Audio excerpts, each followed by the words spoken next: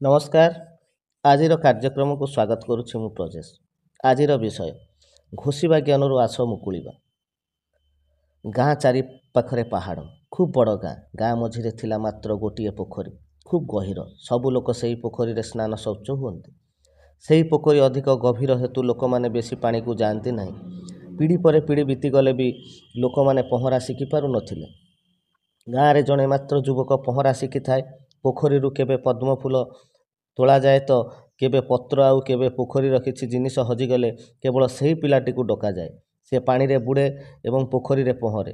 से लोकटी दिने अन्य पिलामानंकु पहरा शिखाइबा पई पोखरी कूल को डाकिला।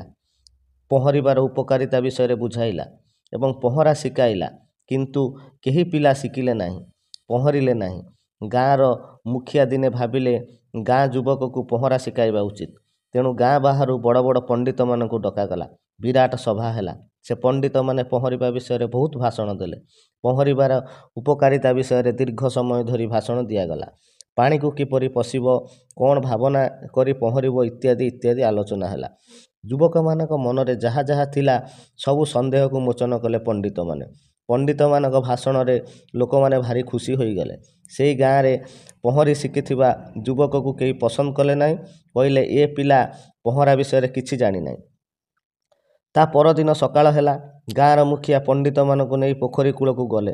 किछि पिला पहरिबा पई उत्साही हेले पंडित माने कहिले ए पानी रे आमे पशिबु नाही, आम पई नौकार व्यवस्था कर।